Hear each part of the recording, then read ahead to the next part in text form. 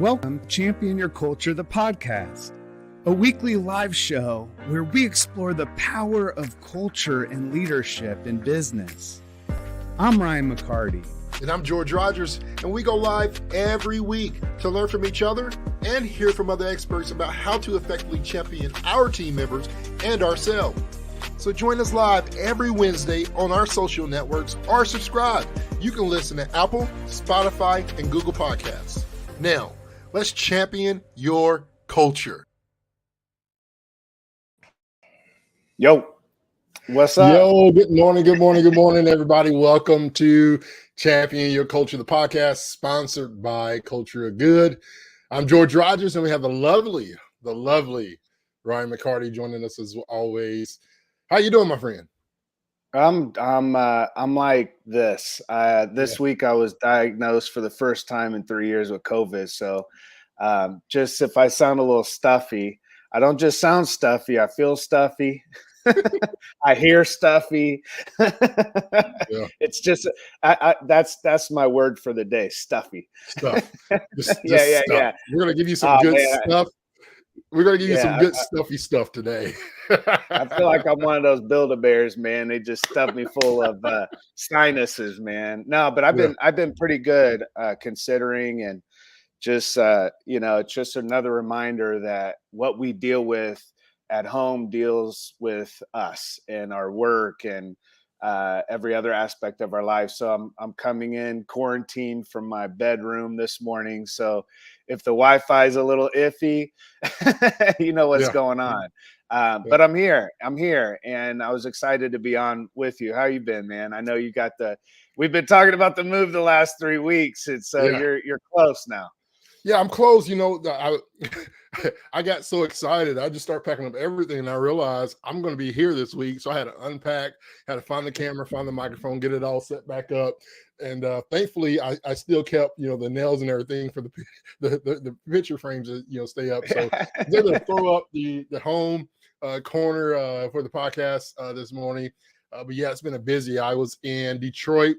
Obviously Indiana last week, then Detroit for a few days, and I went over to Canada, and that was an experience as well. And then came back from Canada back to Indiana, and then back to Tennessee Sunday night. And I've been here the last 3 days, and I'll be honest, Ryan, I think I packed up like 4 or 5 things. I've unpacked more than I have packed. And so I don't know, it's like 2 steps forward, 5 steps back right now. I'm not torn, like I'm still ready to be back in Indiana. And I say that very gently because there's some battles with the weather that I'm dealing with mentally that I've yet to prepare for, but we'll get there together. But yeah, we're excited, and I'm ready to be home. I've had homes away from home, but Indiana was always home. And I know that there's gonna be some fun things ahead of us in the future. Now I can really call you homie. Now I can call you homie for real. Homie, yes. Yes, exactly. Yeah. Homie is the model. So yeah, we're excited, man. I'll be back in Indy next week. Check out the house, make sure everything's good, and we'll be ready to rock and roll hopefully within the next week or so. So there's no setbacks. Hopefully everything's good. And if it's not good, I'm just gonna say, hey, we're moving in. You can fix that as we move, because we're ready. Like there's nothing worse like the transitions of life, right? Where you're fighting that inner battle of, hey, do we have this desire? Do we want to move? And you're saying yes, no. Then you finally make the decision, yes, right? And then it's all the preparation of, all right, we're going to do this. Like work is not a problem. We both work. You're remote for the most part, or can, and most of our careers. And then it becomes a school system. What's the best school for Dexter? And then, make all those decisions. Are we surrounded by family, near family? Those are things that are important to us as we move, as we get older. Obviously the big reason going back to Indiana is for family and the health of our parents and brothers. And so I want to be closer to that family as well. And then it's like the final countdown. You got 90% of the things packed, and you're living out of a small closet, like small kid, like everything's condensed. Like you got to think about your meals now, because like the first thing that Amber packed up was the whole kitchen. And I was like, hey, we still got a month. We had to unpack Right, dishes. right. We need And then it's like, we where need did we pack which support. box You're out of just the buying five? by the end It's of it, you're crazy. just buying So it's a struggle right now. Like the stress is plastic here forks. because we're living out of boxes. And so, but we'll get there. We'll get there. Do you this is probably the first time in a long time you thought, I need to know where all my underwear is. Nope. I'm smart. See, I've learned. After so many moves, we moved Yeah. 2 or 3 times in the last 6 or 7 years, Right. and so you start mastering. We did get rid of a lot of our furniture, so all our dressers. So like I got 2 totes of socks, I got a tote and a half of underwear, and I got a couple of totes of t-shirts and shorts. And so like the totes are right there. Like the entertainment stand that's holding up our TV is my clothes. Gotcha. Yeah. I was gonna put them on the shoes, but I was like, nah, can't do that. But yeah, That's no, I hilarious, got though. totes, bro. I'm living out of totes, totes. And I'm That's thinking, all man, right. growing up, this ain't too far from my childhood. Like we didn't have dressers Yeah. back in the day. We had, Nah. we were living out of laundry baskets at times. You feel Oh yeah. Well, of course, man. I we remember didn't when have I was a closet kid. space. I remember one time when I was a kid, my mom packed my luggage up, a whole suitcase, because I was going to be gone for a whole week at camp. And I was probably, I would say I was 11 years old at this point, So I have all my clothes, probably 10 or 11. I have all my clothes packed nicely. Everything's great. Go to camp for a week, come back, I hand my mom the suitcase. She opens it up. Nothing's moved. I never even opened that damn thing up. I just wore the same clothes, underwear all week long. Didn't even matter. But anyway, this topic today is really important. First, I want to thank everyone for jumping on with us, because this is so important, these topics around leadership and culture, and how we provide the type of environment within our workplace where people can fully feel that their contribution matters, that they have experiences where they can feel fulfilled.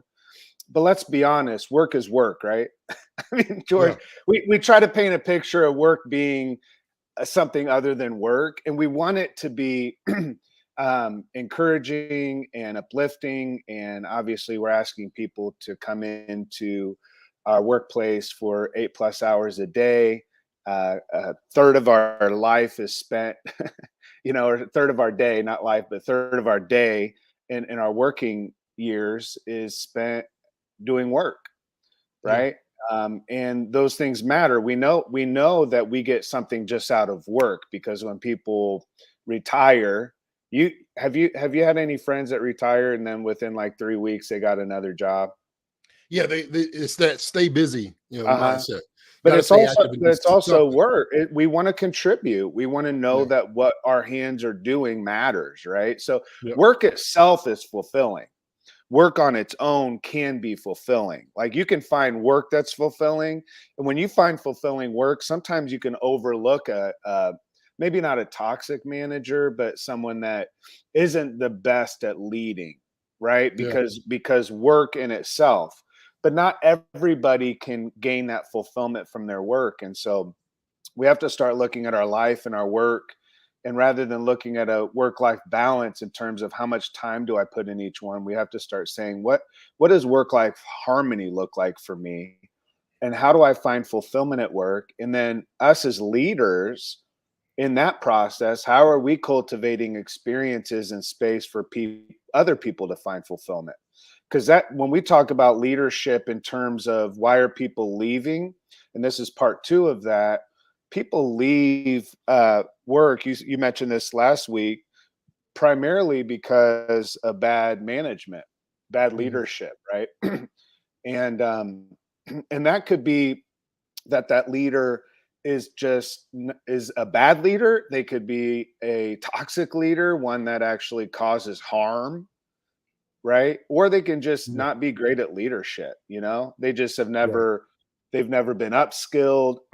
We see this so many times in companies where people are being promoted consistently but not being developed consistently, and Ooh. therefore you have an inconsistent leadership culture. Yeah. That's good. You know? Yes, that's that loyalty factor. They've been with us so long that we gotta, it's their annual review, and here's a two. Another thing that bothers me about in something that somebody said just recently was, George, I've been working with this organization for 15 plus years, and I'm still getting the same 1 to 3% raise every year, while other people are coming in and their start pay is more than mine, right? So I can't even Yeah. reach that. We talked about that last week. And I'm Oh thinking, yeah. man, when will companies get past this whole 3% minimum annual review and really understand, where we are as a world, right, in the workplace, and understand the value of people and what they bring to the table, especially those people who have stayed, right? People who have stayed through the ups and the downs. 15 years, I'm assuming you've been exposed to some highs and some lows within the organization. Unless you had 15 years of just greatness, then on that case, please reach out to Ryan and I. We would love to come in and really examine what's going on. Or hire you to be on our team. Yeah. If you've been doing great for 15 years. It's one of those things that promotion without development, and then what that does to those people who then become underneath that leadership. What are they looking for? What does that show them that they need to do if development is not the key, if growth is not the key? Then what is it? What surrounds the outputs of those things, the outcomes of other people's perception of what leadership and growth in the organization looks like? Because the reality is that there's a lot of people on the other side that says, I want to grow. I want to be developed. That's a desire for me. I want somebody that's going to be able to challenge me to get to that next level in my leadership. And I've been in organizations where the leadership has been very real and honest. George, if you're looking for leadership that's going to be there to grow you, develop you, I'm not the one. This is the type of leader that I am. And that's where the honesty needs to be, right? This is who I am as a leader. This is what you're going to get from me. We don't get a lot of that honesty up front, right? We learned that. That's helpful, actually, isn't it? I'd rather have a leader that's not great, but they're honest about, not great at certain things, but they're honest about those things. Then I can deal with it, right? Because my expectations aren't like, oh, this is going to be my mentor. This is going to be my leader. Maybe they're just a boss. Yeah. You know what I mean? And some people can work for a boss. Forms of leadership too, right? You got leaders that are very that communicate very well. You got leaders that are really hands-on and involved. They want to be on the front line with you. And maybe it's different stages of an organization, right? Maybe you're in that beginning stage, you're in that 1 to 5 years.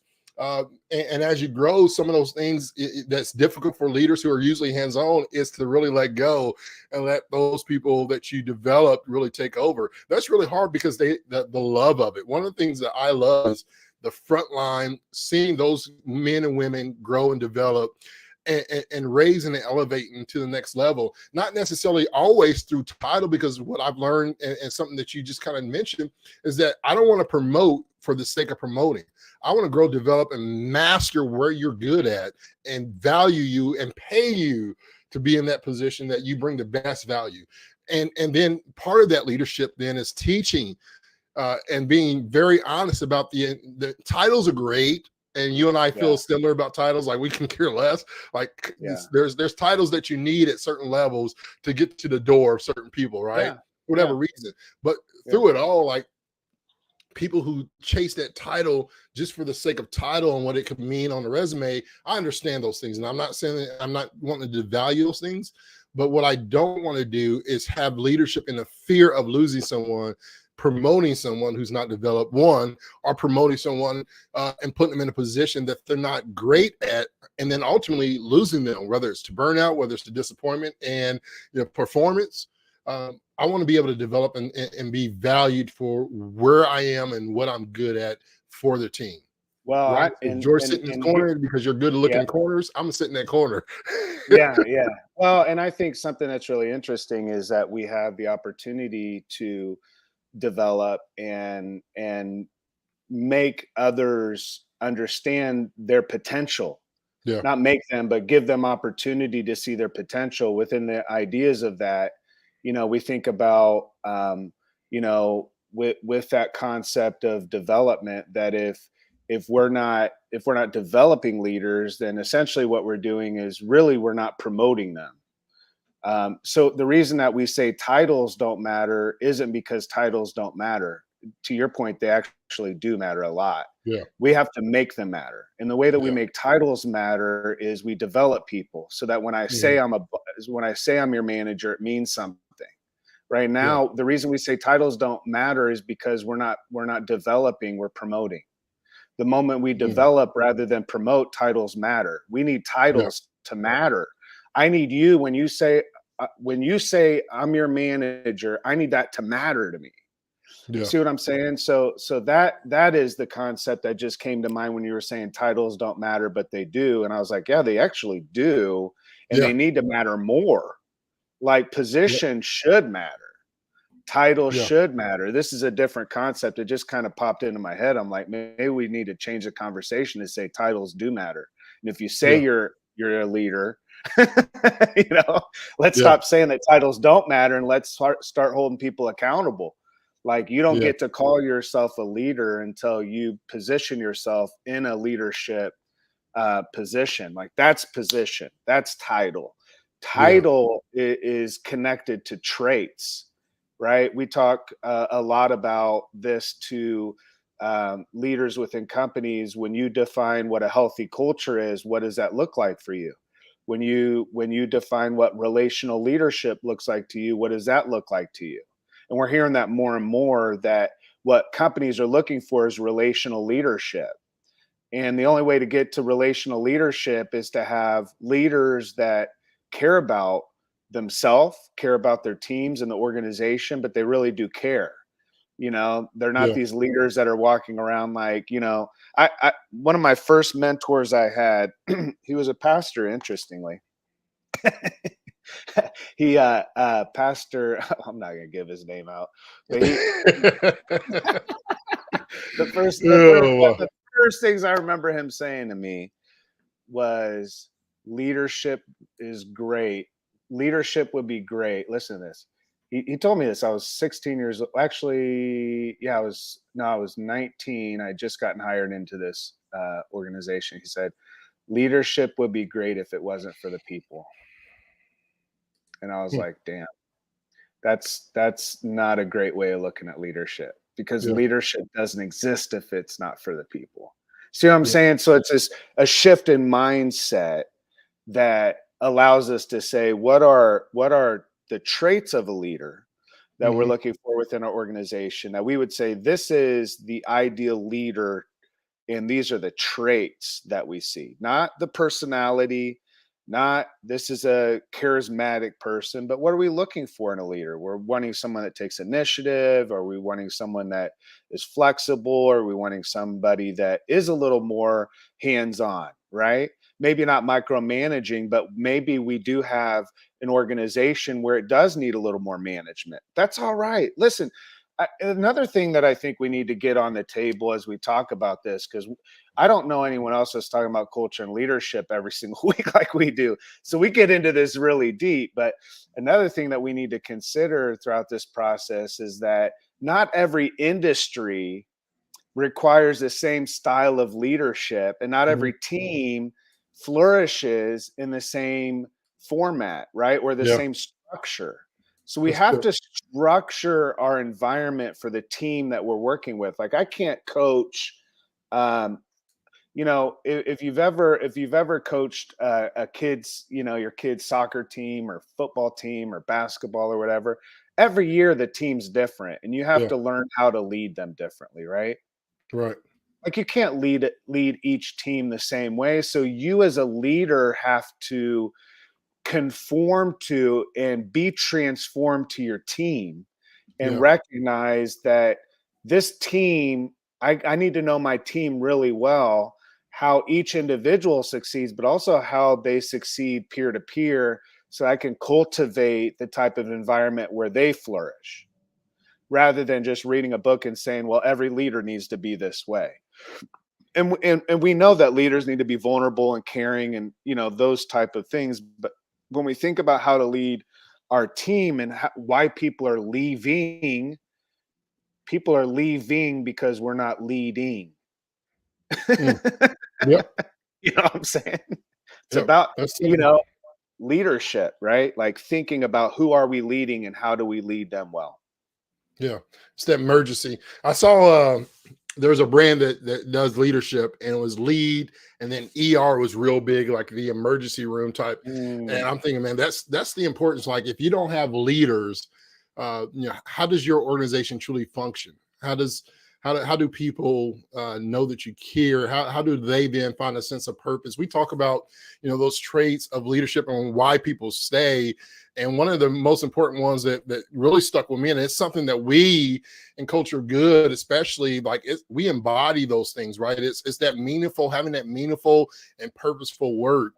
And leaders really help emphasize the importance of like employees' contributions to the organization and missions. I think just last week, all over social media, I drove by a few as we were driving. I was trying to find the TCCs in Detroit.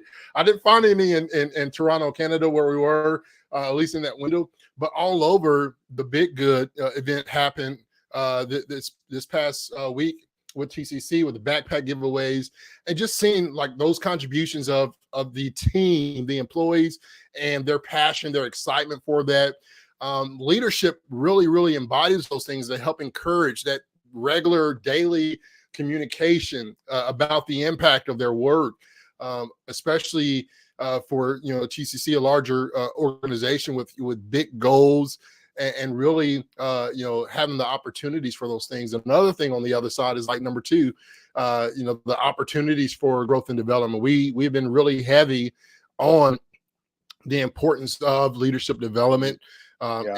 and growth of the employees. And we talked about those numbers and the data and what the research says, where, especially in the DEI space for people of color and specifically women, what it means to say, listen, if you don't have growth and development, then I want more paid, right? It's one or the other. So the importance of growth and development is huge in organizations. Like employees are desiring two things: meaningful and purposeful work, and they want growth and development, right? Like grow my pockets or develop me. That's the way I see it. What Or was do the both. first one? What was the first one? Meaningful and purposeful work. Yeah. We want to have a sense of purpose, because this is the trigger, Ryan, is that the pandemic did some good and bad in a lot of mindsets and businesses, organizations. The good out of it to me is, people were able to thrive away from work. So I need more than not just a reason. I need some purpose and meaning for me to come to the office again. Like, what am I going to get? What is the importance? I understand the importance from a business mindset, but do you understand my importance as an employee and what that does for me, right? I'm on the road now, 30, 45 minutes, an hour, 2 hours for some people commuting, right? I'm away from my family longer now because I didn't have to commute. I was able just to clock out and be home at dinner time, on time, right? So like, give me a sense of purpose and meaning beyond a job and a paycheck. That's the idea, is like job, paycheck, and what, Yeah. And again, this conversation resonates with people that recognize that work can also be can all and it can also bring sense of fulfillment. Now what I'm not suggesting is that this is a case across the board, across every work environment, across the world. Obviously, we're talking from a very privileged conversation where we're saying not only should you look for work, but also look for work that brings you joy. Like that is a very privileged statement, right? Because we recognize that that we have those realities across the world where people can't choose joy in their work. so we have to come from a place of gratefulness and appreciation, I think, too, into a workplace, and recognize it is a blessing to have a job. Right? It is a blessing to be able to say, I want that job to be a career. And not only do I want to have a career, but I want to have a sense of calling and purpose. Wanting to work and feel calling is a personal, it's a personal choice and desire that we have, but also I think it's in all of us to want to feel like our life has a sense of meaning, regardless of where we live, what we do. I've been all over the world. What we're doing in terms of utilizing work for that, if we have the privilege to do so, that work can not only be a force for good in the world, but work can also be a force for good for each individual that works with you and for you. Mm-hmm. That it can be, not in every circumstance and situation, but it can be. And we can find ways to find joy in our work. And we can find joy in our work. And when we do so as leaders in an environment where we have the privilege and opportunity to do so, then to whom much is given, much is required. If we have the opportunity as leaders to build an environment for people to flourish and we don't do that, then we're really missing a unique opportunity in our own legacy. You talk about that a lot. Our own ability to build something that we're proud of, that we have the opportunity to say, I've been afforded these opportunities, and therefore I'm going to be mindful of how I'm leading my team so that I'm not just getting stuff out of them or from them.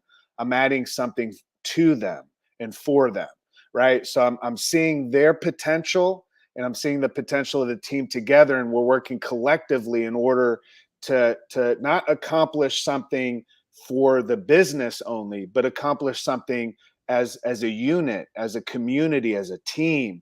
Yeah. When we collectively begin to win together, why people are leaving is they either feel like they're losing, or the team's losing, the organization's losing. But if you feel like you're on a winning team with a winning leader and you're winning, you're going to stick around. Yeah. You know what I'm saying? Yep. I mean, people want to feel like they're winning, not like they're losing. And if you're a leader and your people feel like they're all a bunch of losers, yeah. I mean, Yeah. geez, dude. Yeah, one of the things that it just popped up on our screen, and we talked about this last week. As I like to play devil's advocate as well, but this is real Ken, life. yeah, So shout out to Ken. Kenneth, and we got a lot of our longtime people. Philippia's in the chat with us this morning. So shout out to everybody that's joining us live on LinkedIn. Lamont, Jason as well, just to name a few. But we appreciate everybody for joining us live on LinkedIn, YouTube, Facebook, Twitter, and then for you who are watching or listening to us on podcast platforms such as Spotify, Google Play, Apple, we appreciate your support. Hey, George, before you go into the next points, do you with Kenneth's point, do you want to do what was it that we were going to do today? Come on, man. You got the come on, man.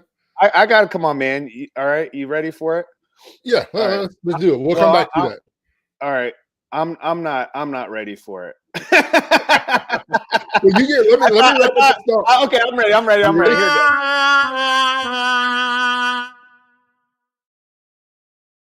I'm about to come on, man. You come on, man. Yeah, I know. Come on, Ryan. Be ready for this stuff. A year after laying me off with 30 minutes notice, my old boss asked if I might have a copy of their entire company's directory on hand. Did you hear that? A year after laying me off with 30 minutes notice. So they were given 30 minutes notice that they were laid off. And then a year later, their boss reached out to them. And in this person, this is on anti-work on Reddit. If you're not on Reddit and you're in HR, you need to download Reddit. And there's subreddits. So Reddit has subcategories or communities, and you could do like Reddit / so the sub community is anti-work. So we grab a lot of these stories sometimes from this. So this person, Mitt66 says, I wish I was joking. I was laid off a year ago. 30 minutes before end of shift, my entire department was called in and told me that we didn't have to come the next day. I was pissed, obviously, but I got on with my life because I have to make rent. Last night, I got a text from said boss asking if I wanted to make some money on the side. I still have hard feelings, but money's money, so I said yes. She asked if I could please transfer the entire company's old directory to the new one. They moved state and went under a different name after laying us all off. Because apparently after they moved, they did not save their directory and take it with them. I was their compliance officer, and now they need me to provide proof of compliance to their new state. So they need their old directory to get all the old compliance records as well as all their old documents. I just, Man. how do you go a year without these files? How do you not back up your entire company's directory? That is brought to you by Culture of Good. Come on, man.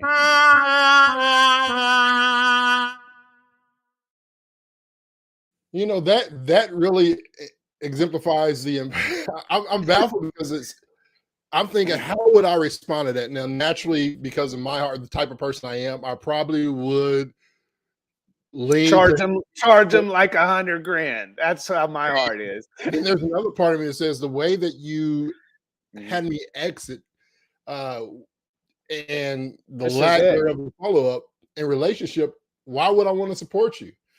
This is the question, George. Why would I want to stay? Yeah, See what I'm saying? exactly. This goes back to it. Why would I want to? Yeah, Give me a reason, yo. yeah, Like crazy. that's the whole thing. Why would people want to stay when they're seeing companies that don't prioritize people? Yeah, We've let people off. We lay people off all the time. We get rid yeah, of people. We don't really value people enough to say, even though we're going through this difficult season, here's how we're going to do our best to keep everybody around. yeah, Right. yeah, Like that that's like the idea is like, if people don't feel valued, then they don't value. yeah, Right. If they don't feel like they're valued, then how would they value where they go? Like it's yeah, obvious I don't matter, so why would I stay? See what I'm yeah, saying? yeah, exactly. And to that point, Ryan, it's some people stay for the check. Sometimes the check is good, and you for the check you just check the boxes, right? You're not, you realize what you're going to get out of the relationship. And this is the crazy thing about relationship, and I think I sent you this text about, you know, some of the thoughts I seen and heard the statement, and I just started thinking about the different types of, you know, relationships and what's needed in those relationships when it comes to conversation, trust in leaders and things of that nature. And I want to follow back up with Ken's statement, because last week we talked about this, and I was talking about the key statement that we hear a lot, especially in the HR field, is that people don't leave, you know, they don't leave you know, good companies, they leave bad leadership. And to that statement, some people have good leaders and they leave bad culture. Like sometimes the leader is great. Sometimes I know that I've seen employees leave places, whether it's people that I've coached, friends that I've had, where, man, George, my leader, the people are great. Most of the people are good, but the culture is so draining. People are getting burnt out more. There's a few people that we connect with that I love. The leadership is good, but sometimes even within the leadership only can go so far. We know that decisions are not going to be heard. And so why would I want to stay there when my leader can't grow? Great person, but my leader is not being developed, and they don't have a voice. Why would I want to stay in their environment? So people do leave good leadership, but they're leaving because of bad culture. And Right? and to Kenneth's point, some people just can't be led. Yeah. So we talk about this, like sometimes we hire people for fit, sometimes we hire people for ad. Are they a culture fit? Are they a culture ad? We want to have a culture fit, even though that's something that's got a negative connotation now. Because the negative connotation is we definitely don't want a culture misfit, right? So we want a culture fit. We don't want a culture misfit. And sometimes we have culture misfits, or we have people that, to Kenneth's point, maybe it's not that they can't be led, it's that they can't be led by you. And that could be, we need to start from a place of asking, what can I change about myself and my leadership? How much do I know about this person? Do I know and them personally? Am I leading them from a place of position given to me by the organization, or am I leading them from a position given to me by that person? Yeah. Relationship positions you with the person. Titles position you with the organization, Mm-hmm. right? So the first thing that I would say, to Kenneth's point, yeah, some people are really difficult. Some people cannot be led Yeah. in the organization that they're in, or with the leader that they are. There could be conflict. There could be there's a whole host of reasons why sometimes a relationship doesn't work. This is what we need to consider, that business and leadership, if it's done well, is built on relationships. So sometimes relationships break up. Hmm. Sometimes it just doesn't work out. We do as much as we can and we try as hard as we can, and it just doesn't work out. Yeah. And those are moments that we have to show ourselves grace. We learn from those things. But when we talk about misfits, what do we do with a misfit? We either coach them up, coach them over, or coach them out. Yeah. But we get out of the mentality that we just fire people that can't be led, and we ask the question, is this person coachable? If they're coachable, they're leadable. Coachable means that you help that person identify what they really want, where they're headed, who they want to be when they get there, and you help them along that way. Yeah. That's leadership. Yeah. You may have, and when you invest in someone that may not be leadable, you may find that the more you invest in that person, not as the squeaky wheel, but as someone that you see potential in, you can coach them up. But some people aren't coachable in that sense of wanting to grow and wanting to develop. They just want to kind of stay stagnant and not grow. And that's not going to be the case all the time, but you are going to have those people. You want to coach those people over, maybe to a different position that doesn't require them to be in leadership over other teammates that don't have as much of an influence on peers, so that they can have time to grow, and maybe you can coach them up later. But if you can't coach someone up or over, that's when you coach them out. That's when we do fire someone, but we fire them with the understanding that we're looking for ways to help them grow as they process through leaving the company and into their next position as much as possible. And that positions us as a leader still, where we're still concerned about the person rather than just about the position. The position's something that we're going to have to fill at some point. But if we're concerned about each individual on our team when they're difficult to lead, that could be a good follow up next week, is how to lead difficult people. You know? You mean they exist out there? You know, It's no, tough. that coachable person too. I think about this. I've had people that were coachable but struggled with being teachable. Like that, there's that concept of a coachable, teachable person.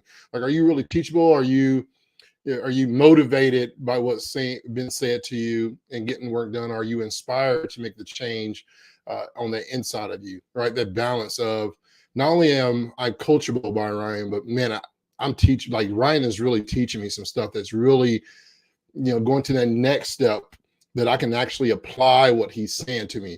Because sometimes, and I'll be honest, man, sometimes I've been coached, especially in sports. I don't understand it. I'm not getting what the coach is laying down. What I want to say, Apply it. to that is, yeah, like coaching in business is quite different than coaching a team too, Yeah. though. So if I were coaching you, George, in a business setting, what I would do is not. So the teaching comes after coaching. So coaching is saying, all right, what do you want? What do Yeah. you see in yourself that you could grow in? What are the things that if you were to gain a new trait, or if you were to progress or be promoted, what are the traits that you see in yourself that you would like to grow in? And Yeah. then the teaching comes in you seeing it in yourself. I can teach you anything, Hmm. but to be teachable is different. To be Yeah. teachable means you have to come from a place of saying, I see this in myself and I want change and I'm ready for change. If somebody's not ready for change, then they're not coachable. That's why they're not teachable, Yeah. because you have to be ready for change and you have to see it, recognize it, and want it. There has to be desire on the inside of you. And I would say people that are difficult to lead, we need to cultivate experiences and opportunity for them to see more in themselves than they've been seeing. Mm-hmm. That's good. That's good. So coachable, then are you saying to me, when you're coaching someone, you're exposing what's already in them, getting them to really bring that to life versus showing them that life and showing them, you're saying you already have it in you. Let me help you expose it for yourself. You're not giving me the answers. You're giving me the right questions to then let me speak it out into existence. Is that correct? Right. Because when I teach you, it's like everything else. If I teach Yeah. you anything, we learn through living. We Mhm. learn through experience. We grow through doing, right? We learn through learning, we gain knowledge, but also how we actually know whether this stuff works is we got to work it. So Yeah. creating those opportunities for people in a coaching setting means that we create environments for people to identify their own potential, to mine for themselves. We lead them in the sense of a deeper understanding of their own self-awareness. The reason that a lot of times we're having difficulties with this is because we as leaders aren't self-aware. Yeah. We've never been coached, so we keep assuming people aren't teachable when actually we as leaders haven't learned to be self-aware, and so we haven't created environments because we don't know how to do this. Yeah. We have to learn how to create environments for ourselves where we're self-aware, where we understand who we are, what we want, and we're working toward that so that others can also see the potential in themselves. I Yeah. can see the potential in you, George, and you've talked about this before a lot. And it's good to have people in your life that see more potential in you than you see in yourself. But the more you mature, and this isn't ego, because you stay vulnerable, you stay teachable, you stay coachable. But the more you mature in your self-awareness, the more potential you see in yourself. Mm-hmm. Because the potential is always there. You're just not aware. Yeah. So the more that we allow those on our team to become self-aware, to identify what are the traits. So that's why I started from the beginning saying, what are the traits of a healthy leader, of a relational leader, and what do we want in our leadership of ourself and also of our teams? Yeah. And then creating those environments for people to say, where am I in the scope of this, in the scope of what we say are healthy leaders and a healthy culture? Where am I in the scope of this, and what potential do I have to contribute? Not where am I weak and where do I need to get better at? What's my potential? Where can I contribute, and how do I begin to invest in that? So when you start to see your own potential, George, I invest in you, and then all of a sudden now that's a leadership experience Yeah. that most people aren't getting because they have leaders in the workplace that haven't had any leaders do this for them. Mm-hmm. But if you look back over leaders that cared the most about you, they were the ones that saw something in you and said it, created environments for you to experience it. Yeah. Because no matter how many times they said it, you didn't believe it until you saw it for yourself. Real great leaders see the potential in others, and then they lead them to a place where they can see that potential for themselves. That's good. That's good. So when we go back to why people are leaving, and then what will make people stay, some of those key things. What are some key things? And I have a few. I wrote down. Yeah, go We've for been it, looking man. at some You data have a over the lot with last Lighthouse, right? week. Yeah. So I've been looking, just sponging together, and this is not in any particular order. I do want to preface that this is not in any particular order based on data. This is just the key things that I pointed out. And then this is also, if I was to align, I may align it a little bit different, but I mentioned the first two. The first one is top 10 reasons, and we'll just make this the top 10 reasons why employees stay in our organization. And then we can throw some strategies based on those. We can throw some things in there for the leaders who are out there listening to us on how to improve the employee retention based on some of these things. Number one, people are going to stay. Employees are staying in organizations. Number one, as I mentioned earlier in the podcast, meaningful and purposeful work. Leaders, want to they want to be involved with something that's beyond what they do. They want to have a why connected to that. This is a part of everything that you and I talk about and preach and teach, whether it's in keynotes, whether it's in leadership development workshops and organizations, whether it's in our executive leadership coaching. Having a sense of why, championing that purpose within the workplace. That was a good plug there. I didn't mean to do that on purpose. The purpose of the book. Yeah, and if you haven't bought the book from George Rogers, buy Champion Your Purpose, because there you go. That's number one. So, so number two, opportunities of growth and development. People are going to stay. They want to grow. They want to develop. They want to be valued, and they want to be invested in. We're invested in our communities because we want those people within our communities to come purchase from our organization, but we don't invest in our people. Investing your people is so important. Providing a clear career path or opportunities, making sure there's a clear training and development within the organization. I've seen a lot of companies then bring in mentorship opportunities, and we see those things developing to help employees enhance their skills and advance in their careers. And sometimes they invest in their careers, and this is important. Organizations, it's okay for good people to leave. It's okay. Like, you've invested in them, let them go fly and flourish to their next level and not hold them back. People get disgruntled when they feel like they're held back because you're afraid to lose them. Invest in your people and let them fly. The third thing, and this has been in the top 3 over the last couple of years, and it's always there, right? Because competitive compensation and benefits is important. For a lot of people, especially in today's world, especially on the benefits side of things, to really ensure that, one, there's fair compensation for their work, and they offer benefits as well. There's no hitting, like transparency in pay is a key in today's world. Like, don't hide the pay during the hiring process. Organizations out there, knock. Be transparent. Put it out there. Don't wait for a male or a female to apply and then say, hey, this is what it is, or for a certain resume to come in and say, all right, we're going to lower this budget.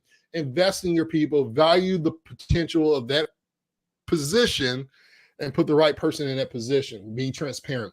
Number 4, positive work culture. Again, these are not in order. Some people, workplace culture is top 2, right? Some people say number 1 is, for me, is transparency with compensation and benefits. Everybody's different, but these are just the top 10 of why people are staying, because when it comes to positive workplace culture, as we talk about fostering that supportive, inclusive work environment, Ryan, where employees feel valued, where they feel respected, accepted, and appreciated, that sense of belonging, right, ties into it. They have that teamwork, that collaboration. There's open communication. They want that culture where they can feel, believe, and behave most of the time, and they want that good energy from that. Number 5, thriving relationships. Thriving relationships. You said something, and you shared a stat, I believe, in one of your keynotes about when an employee has a friend within the organization, they're more likely to be X times happy of some sort. I don't want to butcher the stat that 25 times happier and will stay. I mean, that's one of the key things is when an employee has 1 to 2 close friends at work. See, it's all relationship, right? You're cultivating that strong relationship, that connection between peers, and not just peers, but also managers and leaders and other colleagues within the organization. And so, one of the things I think about is, what are you doing in your organizations? A lot of teams are doing huddles now, team building activities, cross-functional projects, right? Where you're crossing over to other departments, learning other departments and why they do what they do and how it affects you. I think those are some key things. We did that back in when I was with Rob McDaniel, Greg Welch, and Daryl Freeman over at S3. Those leaders, it was all about cross promotion, trying to get the frontline people to mix and intertwine with certain departments. So we can all know why. Why is the business development team doing what they're doing? How does that impact those who are doing the pickups, and how does the pickups impact those who are on the front line putting the products in the system? And so having that cross promotion where we all understand everybody's what and why is important. Number 6, and I'm gonna get through these real quick, the last 4, flexibility and work-life balance. We've seen this be a huge topic. especially for the organizations that want people to come back into the workplace. But offering the flexibility work arrangements such as remote options is huge. Flexible hours to be able to accommodate not just necessarily just personal needs, but for a year or 2 years, a lot of people have been at home with their kids, finding daycare, giving proper time. Giving somebody a 2-week notice or a 30-day notice is not necessarily proper time. I truly believe for organizations out there, if you're looking at some point to bring people back, you got to give them a minimum of 90 days. There's a lot of things that changes, right? And so changing those things and not rushing people to just find a daycare, then the daycare doesn't work, they got to find another daycare, and then they're calling off work, they have to leave early. How does it influence the schedule? You got to be flexible through that process and be understanding, not from just a profit purpose, but from a people purpose, right? Number 7, recognitions and rewards. How do I feel like I'm being acknowledged? How do I feel like I'm being appreciated for the contributions I'm bringing to the organization, based on whether it's performance-based bonuses, whether it's just verbal recognitions, whether it's rewards programs, and there's a lot of HR tech companies out there that provide these type of things to help organizations on that standpoint. Number 8, supportive leadership. Hint, hint, hint. It's what we've been talking about. People want to know that their leaders are there for them, that they have that, they foster, and again, that environment of approachability, that my leader is approachable. It's not just something that they say, but they're truly approachable and vulnerable, and they're actively listening to me as I'm speaking to them about concerns, about ideas, about disappointments, about frustrations, whatever it may be. There's that feedback, and as you mentioned, Ryan, that coaching to help employees improve their performance. But I have that support and that vulnerability and trust with my leader. Number 9, employees' well-being and happiness. Again, this is number 1 for a lot of people. This is a top 3, top 5 for me, that I understand that my well-being and happiness is a priority for my employer, and that they incorporate these things and initiatives within the organization. And then number 10, meaningful work-life integration, helping employees integrate their personal and professional lives by offering resources. And there's a lot of companies out there that are starting to do this, where they're offering resources like employee assistant programs. Childcare is an option where they're assisting. Hey, these are some places nearby, and seeing organizations to say not only there are these great organizations or childcare, but we're going to discount it. We're going to help. They're going over and above. Now, not saying that every company or organization can do that, but there are some that are doing that, or they're offering flexible schedule options where, hey, we understand that the daycares may be over right now. They may be overflowed. They may have a partial. So let's be flexible. Come in half the day and then go home and work the rest of the half of the day. And by the way, we understand that there's going to be some time period where you got to get home, get your kids settled for you to be able to function. This is the expectation. That's where it goes back to that supportive leadership, Ryan, where there's communication involved that says, hey, I know you're not going to be able to clock right back in. Maybe you don't clock in, but hey, this is what I want you to get. These are some actions that I need you to take and accomplish by end of business or by end of week, whatever that looks like. But really having and promoting that culture that values that work-life balance and respect. And that's key for personal boundaries, right? Yeah, absolutely. I think, to me, that is more than a list of 10, or like to your point, it's not a priority of like some of these matter more than others. I think it's like, how do we take all of those 10 and how do we create an environment where all 10 of those are present, right? Like it's not, it's, we can't say, well, because we because we have one thing like good pay or great compensation, then all of a sudden we don't have to be concerned as much about the well-being of others, right? We need both of those to matter just as much. I mean, all 10 of those matter just as much across the board. To your point, each one of our team, 1 or 2 of those may matter more to somebody, right? But that's why it's really important when we think about the environment of leadership that we're creating and cultivating within our organization where people do flourish. Those 10 are how we would describe that type of environment, right? So when you say, how do we put strategy around that? Sure, we have to think about ways to implement, but those are all strategies. Yeah. That is a strategy. It may not be a plan in terms of having like specific steps, but we Yeah. could take those 10 and we could potentially step it out and say, what am I doing as a leader to ensure that I'm fostering this, this, this, this, this? And it may seem overwhelming, but when you think about it as a collective whole, it really does come down to that supportive leadership and that relational connection that we have with people. If you look at it, most of everything within those 10 is grown out of the ground of relationship, right? Mhm. And that to me is like, how do I begin to foster that and then cultivate the type of environment that's that people do want to stay, where we're not trying to control whether people stay or not.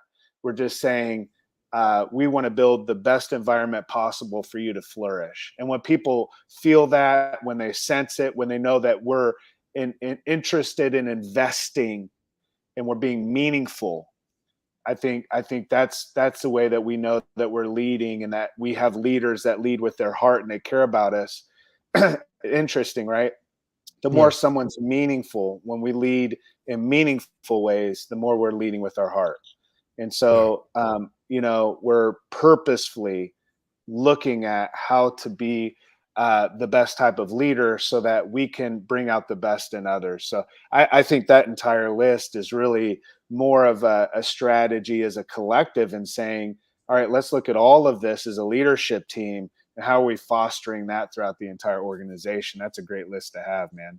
Can we put that list on maybe we'll put it on a post. Yeah.